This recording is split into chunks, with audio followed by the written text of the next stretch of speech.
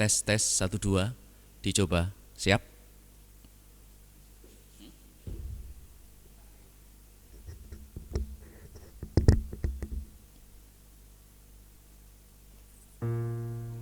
Tes tes.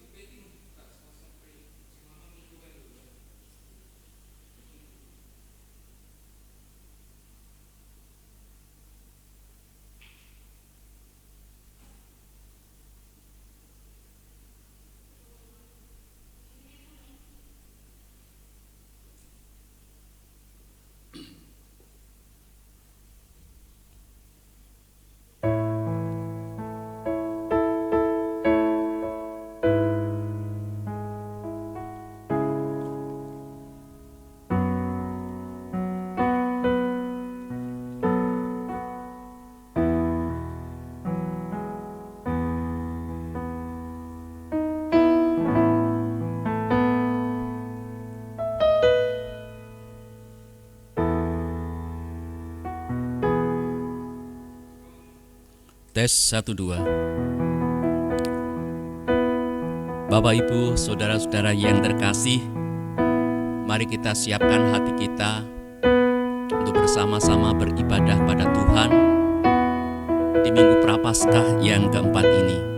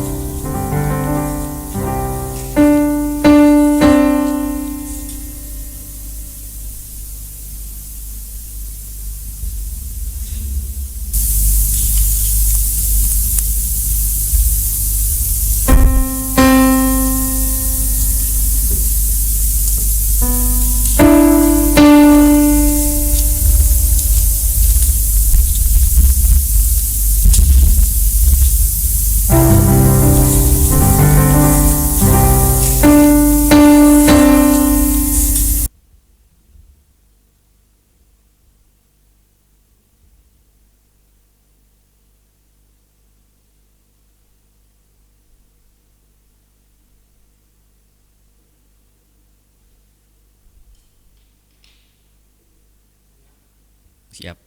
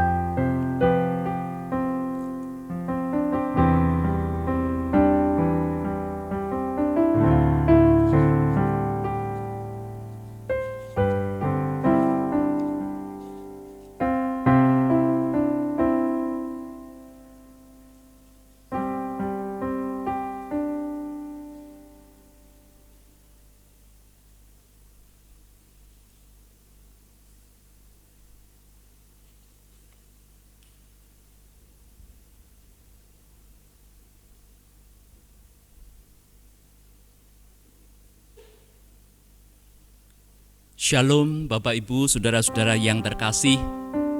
Marilah kita menyiapkan hati kita untuk bersama-sama beribadah pada Tuhan. Pada saat ini kita telah memasuki Minggu Prapaskah yang keempat. Kita akan bersama-sama menghayati suatu tema, memberitakan karya Tuhan. Oleh karena itu mari kita bersaat teduh, kita akan bersama-sama memulai ibadah kita.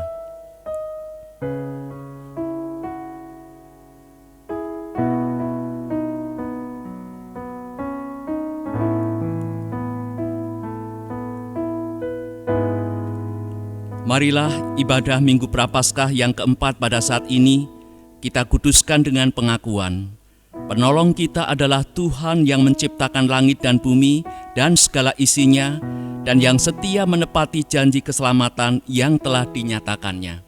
Karena itu, kasih karunia dan damai sejahtera dari Allah Bapa kita dan Tuhan Yesus Kristus menyertai saudara sekalian. Amin. Bapak, Ibu, saudara-saudara yang terkasih, dalam Injil Matius 18 ayat yang ke-20, Tuhan Yesus berfirman demikian.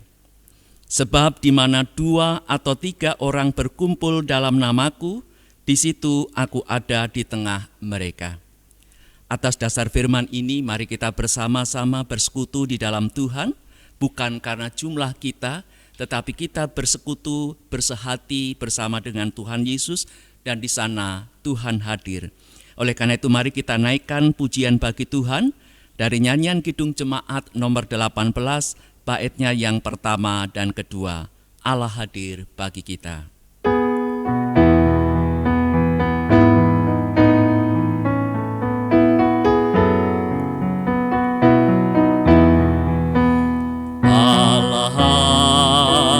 Bagi kita dan hendak memberi berkat, melimpahkan kuasa Roh-Nya bagai hujan yang lebat.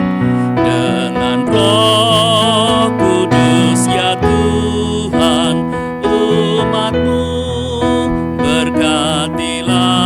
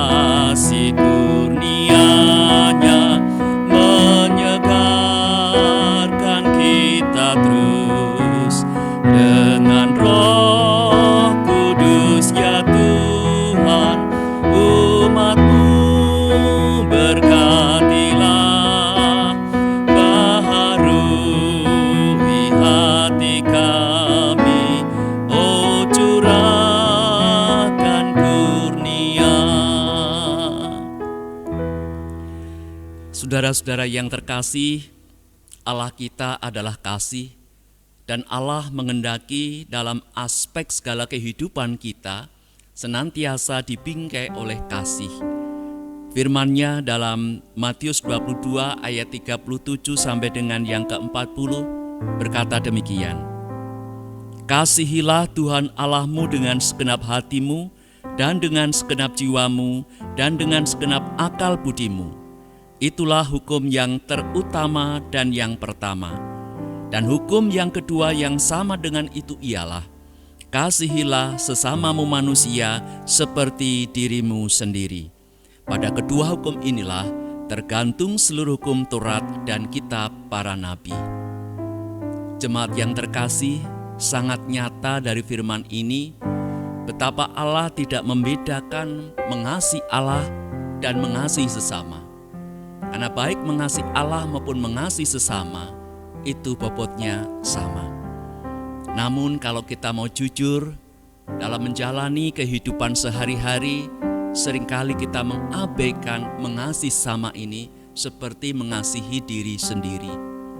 Betapa kita masih menyimpan kesalahan orang, betapa kita seringkali masih menyimpan rasa benci, rasa dendam, dan itulah yang mendatangkan dosa bagi kita.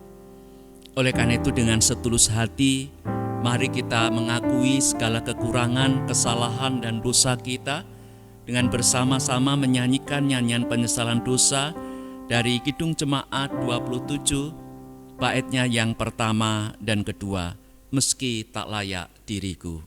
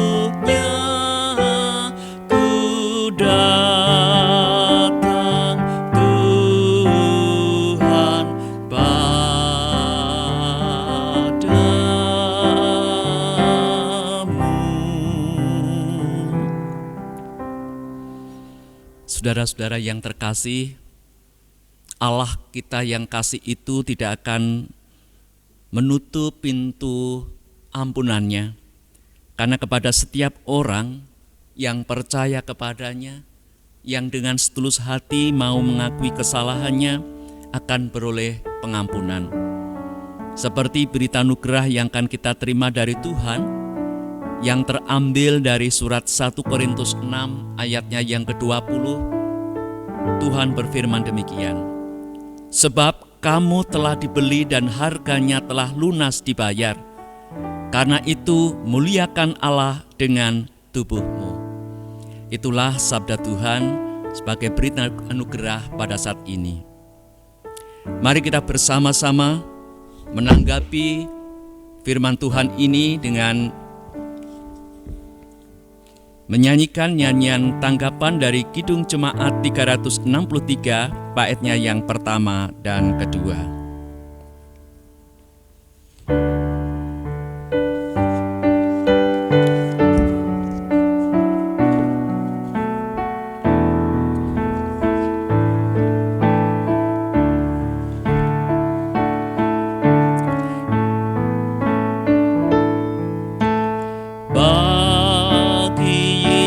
Ku serahkan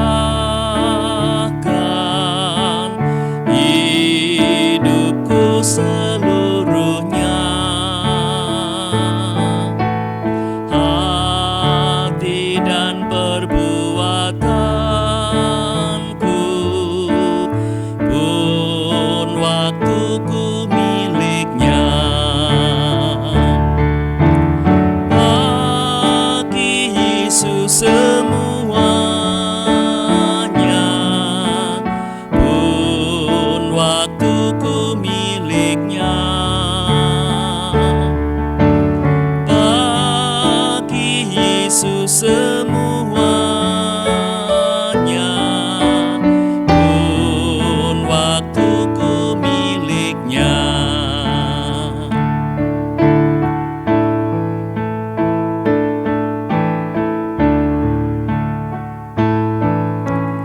Tanganku kerja baginya,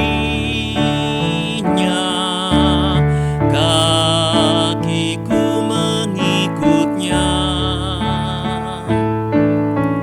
mataku memandang Yesus, yang ku puji Dialah. Bagi Yesus semuanya, yang ku puji Dialah.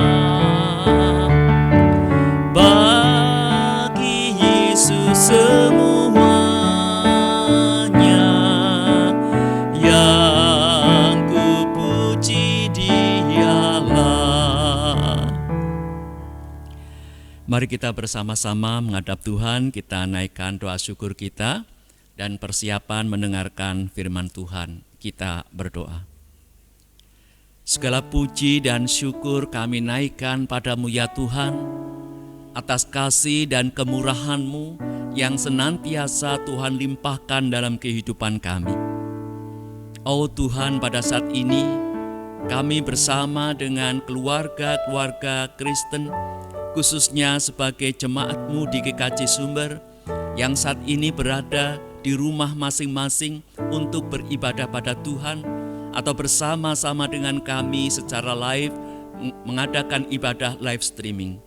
Oleh karena itu Tuhan, kiranya Engkau hadir dalam persekutuan ibadah kami, baik di rumah kami masing-masing maupun di tempat ini. Karena kami yakin dan percaya Engkau adalah Allah yang senantiasa hadir dalam ruang-ruang kehidupan kami, karena Engkau adalah Allah yang tidak dibatasi oleh ruang dan waktu.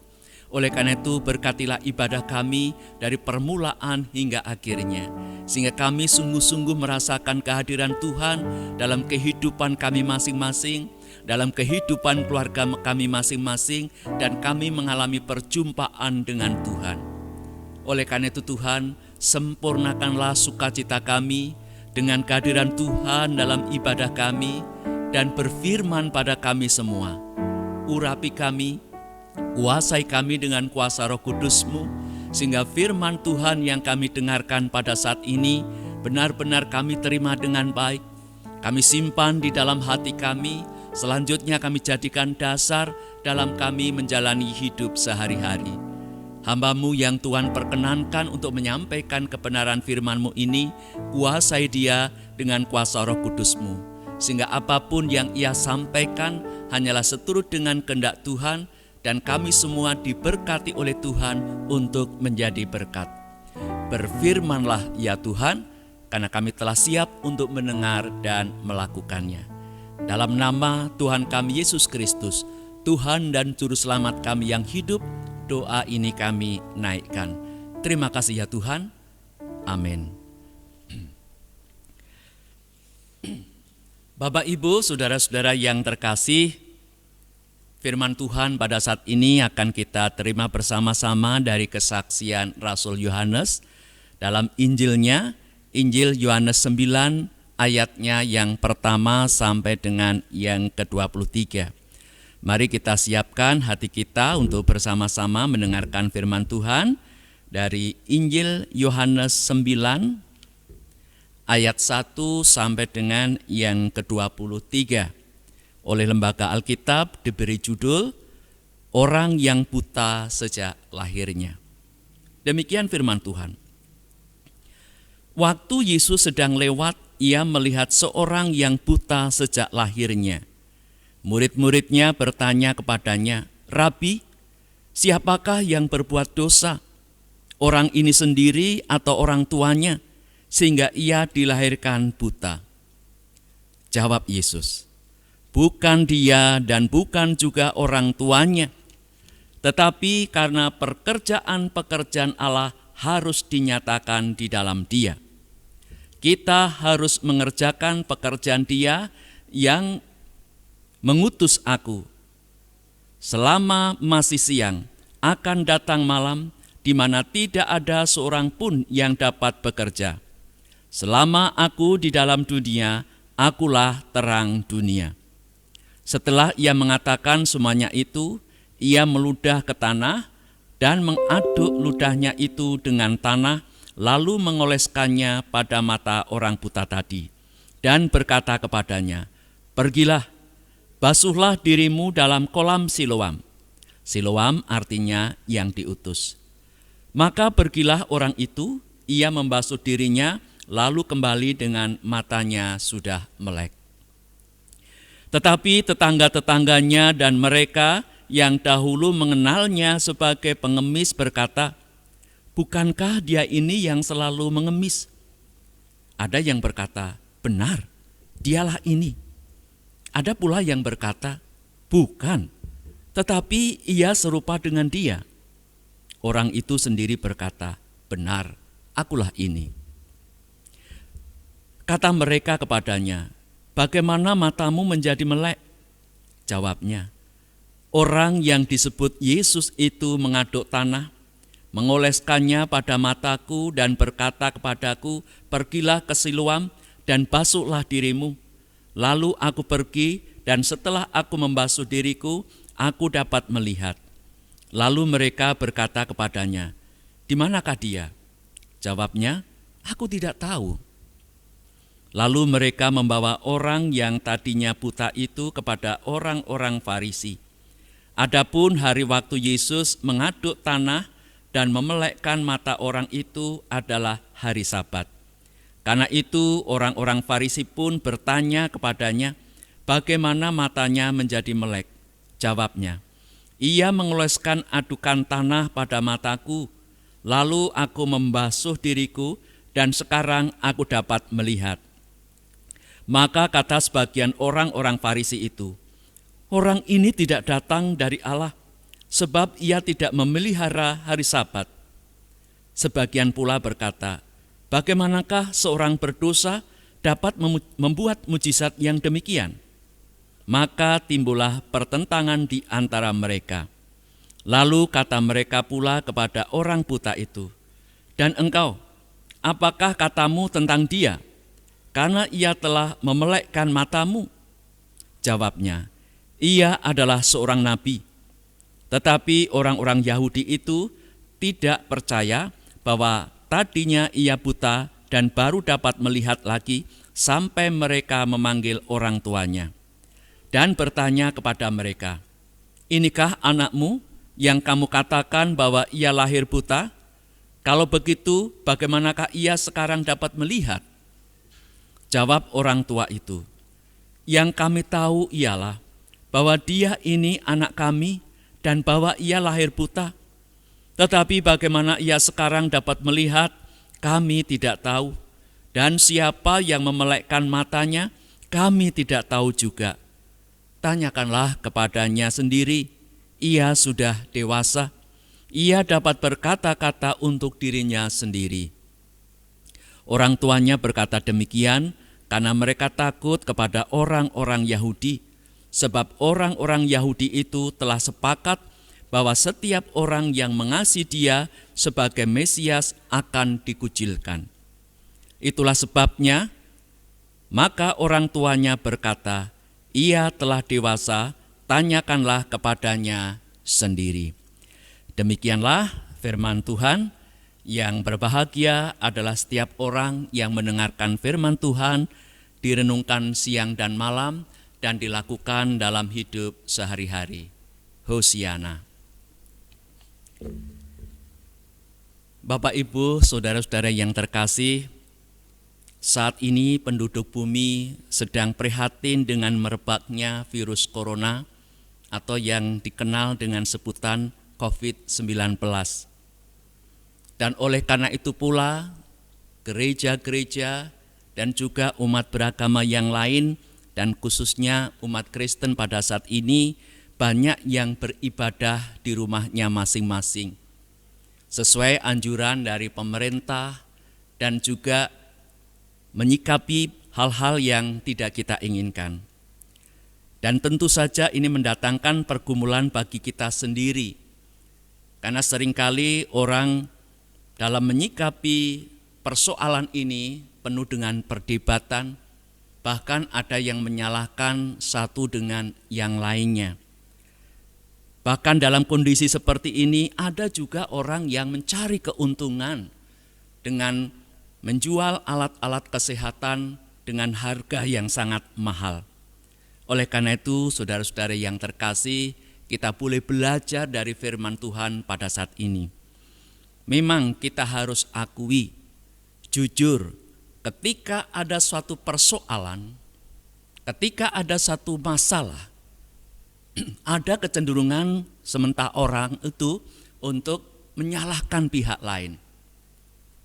Kalau dalam konteks virus corona pada saat ini, ada orang yang menyalahkan virus corona itu gara-gara ada orang yang makan daging babi. Ada juga yang mengatakan, oh ini gara-gara makan daging kelawar. Ada lagi yang menyalahkan, oh karena pemerintahnya lamban, oh karena ini, karena itu. Dan orang hanya pandai untuk mencari-cari kesalahan. Bukannya berusaha untuk mengatasi masalah ini secara bersama-sama, secara gotong royong, saling membahu, tetapi justru adanya adalah saling menyalahkan. Bapak, Ibu, saudara-saudara yang terkasih, apakah kondisi orang yang senang menyalahkan pihak yang lain hanya terjadi pada saat ini saja? Tentu saja tidak. Pada masa lalu, bahkan pada masa Tuhan Yesus pun, orang yang gemar mencari kesalahan orang lain itu sudah ada. Contoh yang sangat konkret yaitu ketika Tuhan Yesus lewat, yaitu ketika Tuhan Yesus melakukan perjalanan pelayanan dan diiringi oleh rombongan yaitu para murid Tuhan Yesus yang setiap hari bersama-sama dengan Tuhan Yesus. Mereka bertanya kepada Tuhan Yesus, "Rabi, siapakah yang berbuat dosa? Orang ini sendiri atau orang tuanya sehingga ia dilahirkan buta?" Bapak, Ibu, saudara-saudara yang terkasih, saya merasa aneh dengan pertanyaan para murid ini. Bukankah para murid ini setiap hari bersama-sama dengan Tuhan Yesus. Dan setiap hari mereka juga mendengarkan pengajaran Tuhan Yesus. Itu artinya setiap hari mereka mendengarkan firman Tuhan secara langsung. Jadi tidak secara live streaming, tetapi secara langsung mendengar dari Tuhan Yesus sendiri bagaimana Tuhan Yesus mengajarkan tentang perbuatan baik, bagaimana mengajarkan tentang kasih, bagaimana mengajarkan empati kepada orang-orang yang sedang mengalami persoalan atau yang sedang menderita. Tapi justru para murid ini yang melihat kondisi fisik orang buta sejak lahir justru mencari-cari kesalahan bahkan dosanya. Rabi, siapakah yang berbuat dosa, orang ini sendiri atau orang tuanya, sehingga ia dilahirkan buta?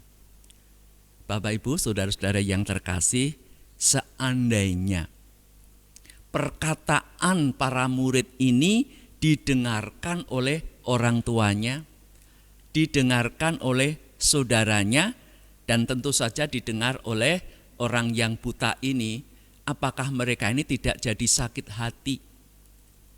Dia sudah merasakan penderitaan yang luar biasa, masih dikatakan sebagai pendosa.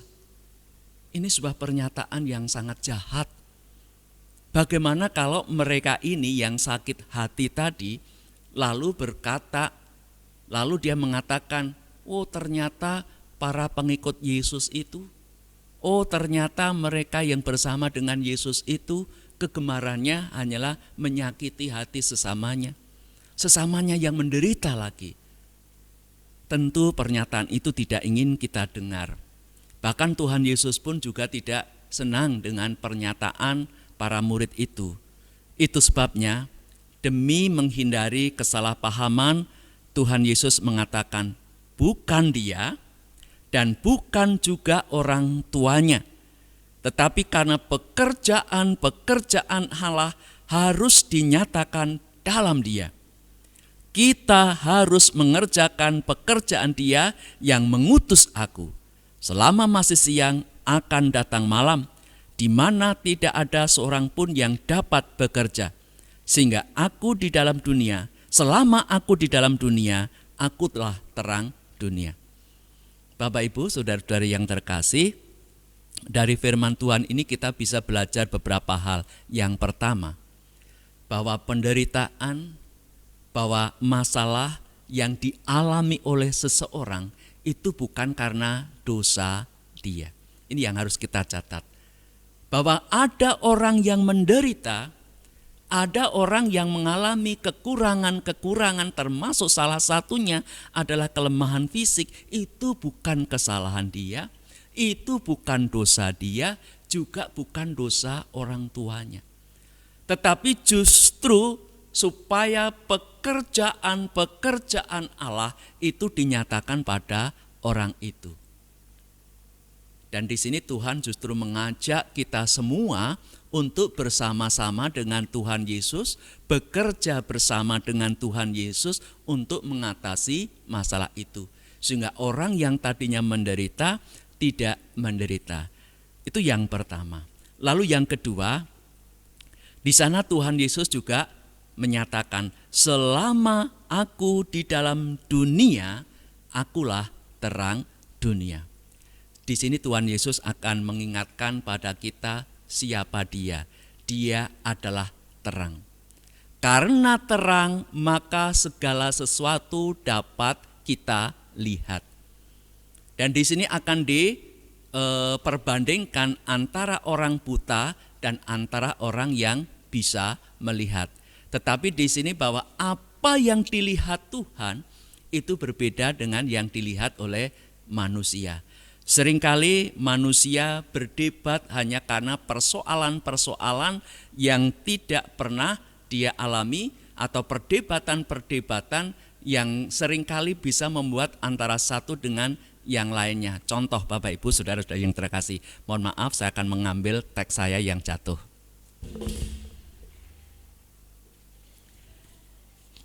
Saya sedikit akan mengajak Bapak Ibu untuk mereview atau mengulang firman Tuhan di minggu yang lalu.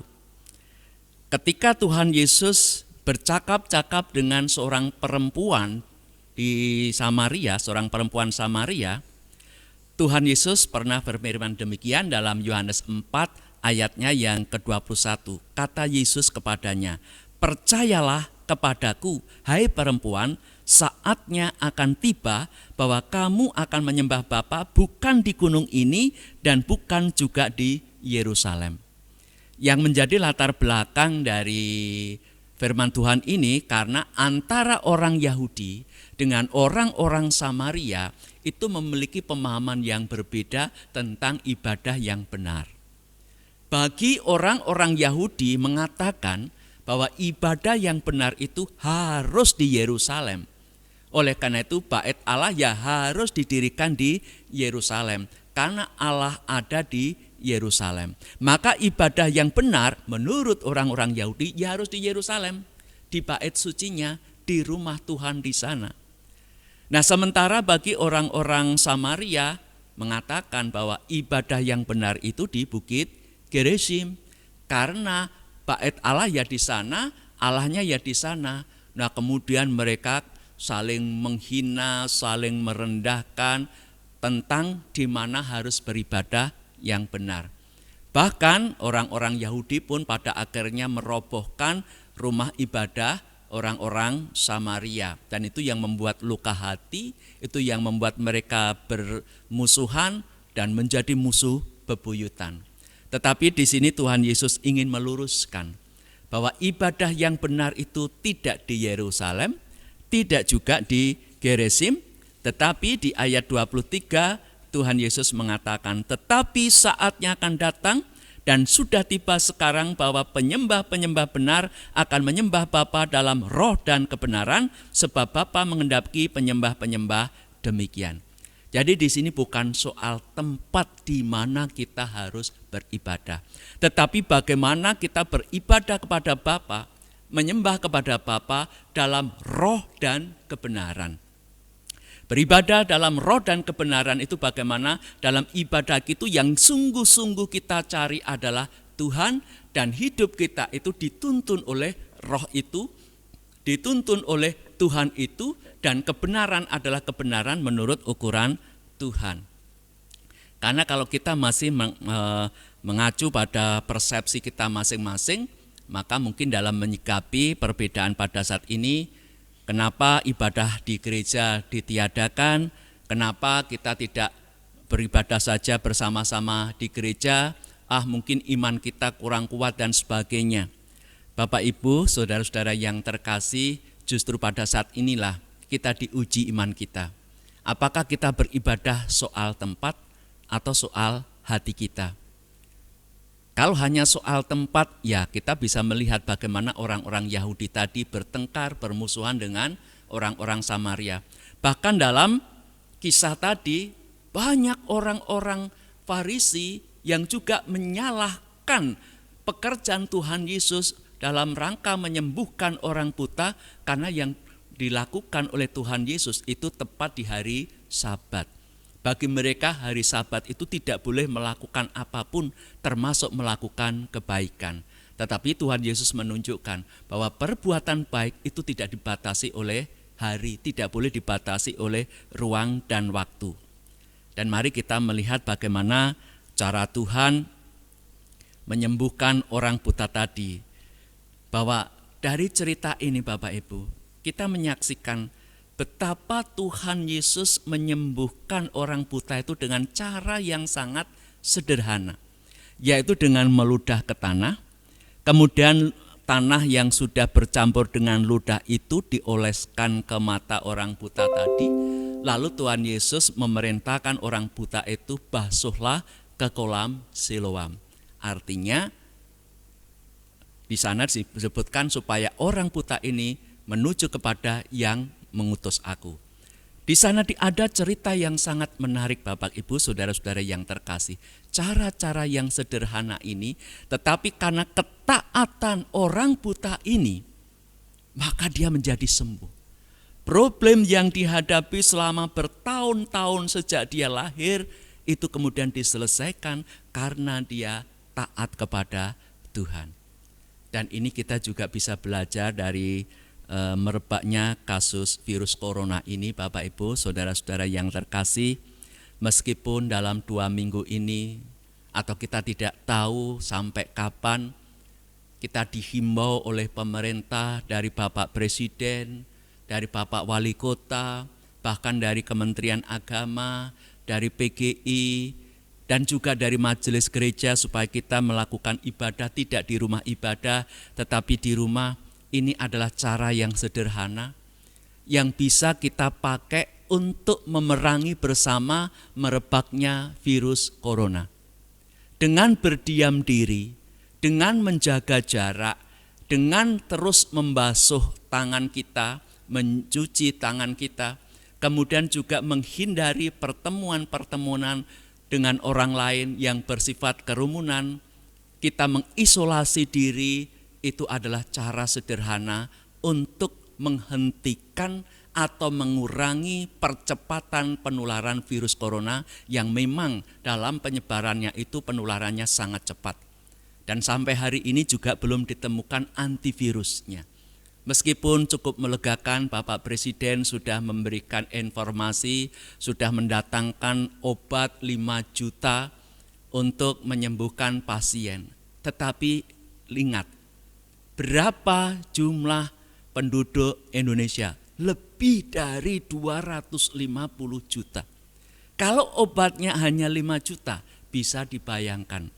Jadi kalau kita mengabaikan instruksi ini, mengabaikan himbauan ini dengan pola pikir yang berbeda, ya kita tidak bisa membayangkan betapa peredaran virus ini akan cepat. Mungkin kita sendiri juga akan kena. Oleh karena itu mari kita bersama-sama, dimanapun kita beribadah, di situ Tuhan hadir. Karena Tuhan Yesus tadi kan sudah berfirman, di mana 2 atau 3 orang berkumpul dalam namaku, aku ada di tengah-tengah mereka. Dan Tuhan juga sudah berfirman, bukan soal tempat, tetapi ibadah yang benar adalah ketika kita menyembah dalam roh dan kebenaran. Sebagaimana orang buta yang taat kepada Tuhan Yesus dan sembuh, mari kita juga belajar taat dengan firman Tuhan ini, taat dengan himbauan-himbauan yang ada, dengan tetap berdiam diri, tetapi semakin mendekatkan diri pada Tuhan. Justru disinilah iman kita diuji, seberapa dekat kita dengan Tuhan dan seberapa berserah diri kepada Tuhan. Mari kita terus berupaya dengan sekuat tenaga, dengan terus berdoa, memohon kepada Tuhan. Kiranya Tuhan yang pernah menyembuhkan orang buta di waktu yang lalu, juga menyembuhkan banyak orang yang saat ini terkena virus corona, dan juga kita semua dihindarkan dari virus yang membahayakan ini.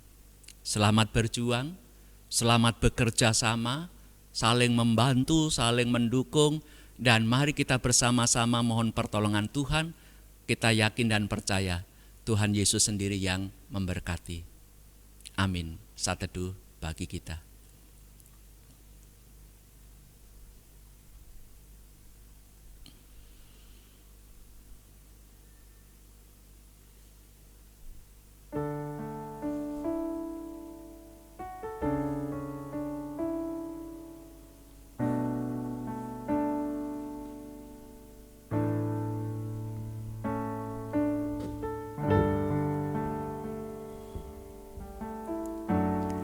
Mari kita bersama-sama menghadap Tuhan.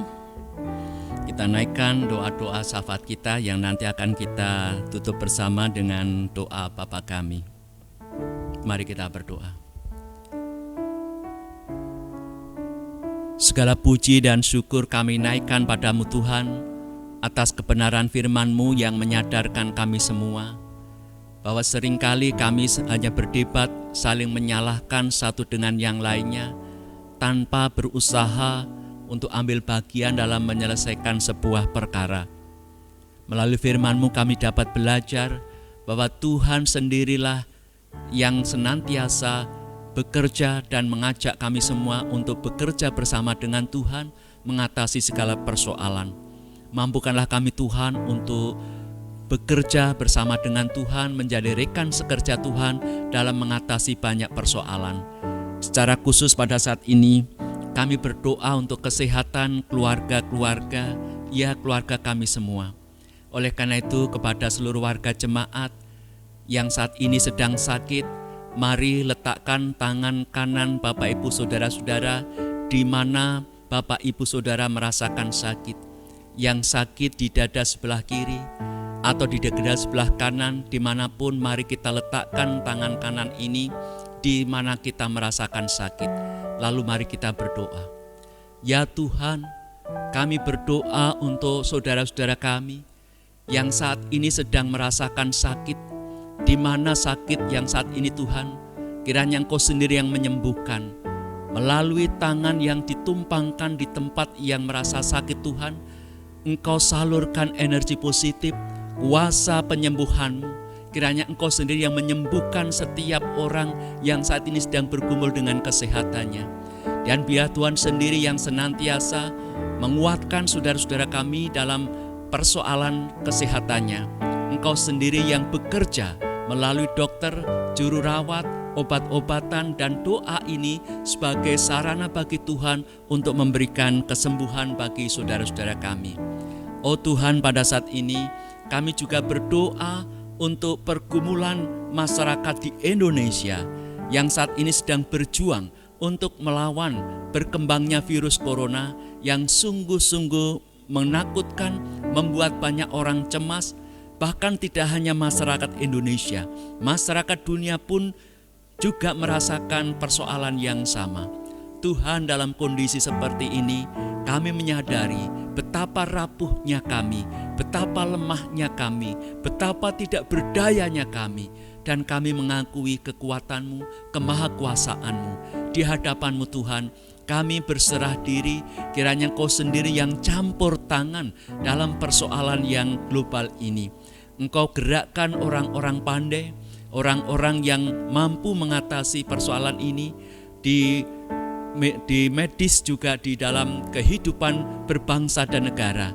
Sehingga ya Tuhan, kami selaku masyarakat bisa bersama-sama dengan pemerintah dan juga komponen bangsa ini mengatasi masalah yang sama. Tuhan, kami juga berdoa untuk pergumulan gereja-Mu khususnya di GKJ Sumber ini. Program-program yang sudah terbentuk khususnya dalam proses pemanggilan pendeta, emeritasi pendeta. Mari Tuhan, Engkau sendiri yang campur tangan dalam program kami. Proses pemanggilan pendeta bisa berjalan dengan baik. Demikian juga emeritasi pendeta berjalan dengan baik. Untuk sertifikasi tanah gereja, kami juga mempercayakan kepada Tuhan, sehingga semuanya berjalan dengan baik. Terlebih Tuhan, di masa seperti ini Tuhan, kami menjauhkan dari pertemuan-pertemuan ibadah di gereja dan kegiatan. Kami boleh berkumpul bersama dengan keluarga, beribadah di tengah keluarga. Kiranya Engkau berkati keluarga kami masing-masing, jauhkan keluarga kami dari gangguan, pencobaan, dan biarlah Engkau sendiri yang memberikan sukacita, bahagia, dan damai sejahtera dalam kehidupan rumah tangga kami. Dalam kondisi seperti ini Tuhan, kami sebagai suami, sebagai istri, sebagai kepala rumah tangga, sebagai orang tua, atau sebagai anak bisa merasakan betapa indahnya kehidupan bersama Tuhan di tengah keluarga. Tuhan, pada saat ini kami juga berdoa untuk setiap pribadi-pribadi yang melayani Tuhan, seberat apapun dalam pelayanannya, kiranya Tuhan memampukan sehingga saudara-saudara kami bisa melayani dengan lebih sungguh. Inilah ya Tuhan, pergumulan kami, doa seru kami, yang kami pinta di dalam nama Tuhan kami Yesus Kristus yang sudah mengajarkan kami berdoa. Bapa kami yang di surga, dikuduskanlah nama-Mu, datanglah kerajaan-Mu, jadilah kehendak-Mu di bumi seperti di surga. Berikanlah kami pada hari ini makanan kami yang secukupnya, dan ampunilah kami akan kesalahan kami, seperti kami juga mengampuni orang yang bersalah kepada kami. Dan janganlah membawa kami ke dalam pencobaan, tetapi lepaskanlah kami daripada yang jahat. karena Engkaulah yang punya kerajaan dan kuasa dan kemuliaan sampai selama-lamanya. Amin.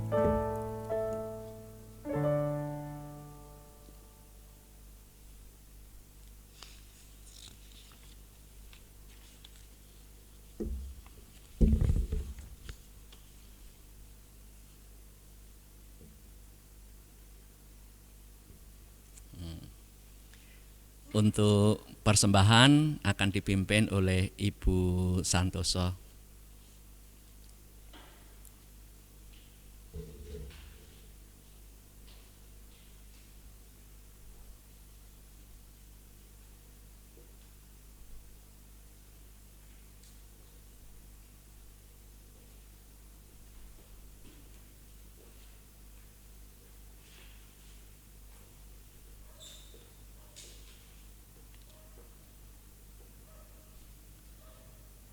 Persembahan syukur pada saat ini akan dilandasi dari Nats 1 Tawarikh 29 ayat 17a. Aku tahu ya Allahku, bahwa Engkau adalah penguji hati dan berkenan kepada keikhlasan. Maka aku pun mempersembahkan semuanya itu dengan sukarela dan tulus ikhlas. Setiap anggota keluarga diberi kesempatan untuk mengumpulkan persembahan dengan menyanyikan KJ 403 ayat yang pertama.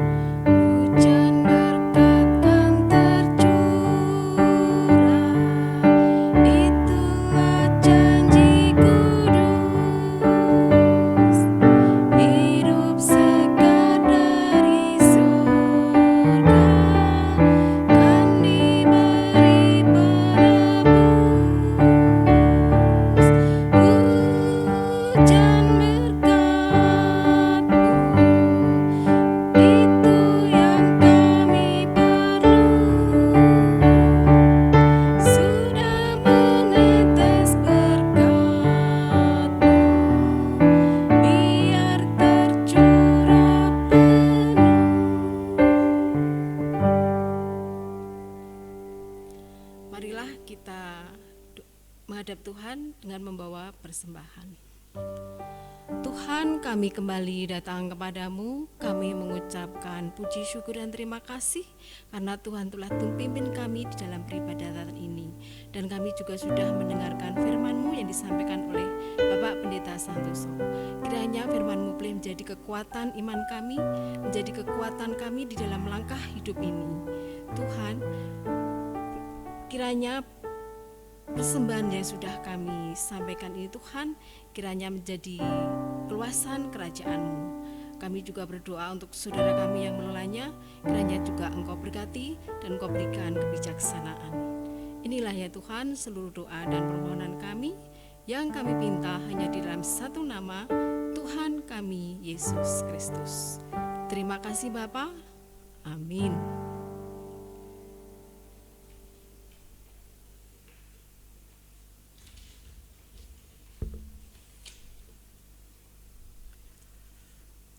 Bapak, Ibu, saudara-saudara yang terkasih, mari kita mengakhiri ibadah kita ini dengan penuh sukacita. Kita kembali dalam kehidupan yang nyata.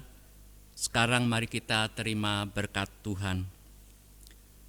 Tuhan memberkati dan melindungi saudara. Tuhan menyinari saudara dengan wajah-Nya dan memberi saudara kasih karunia.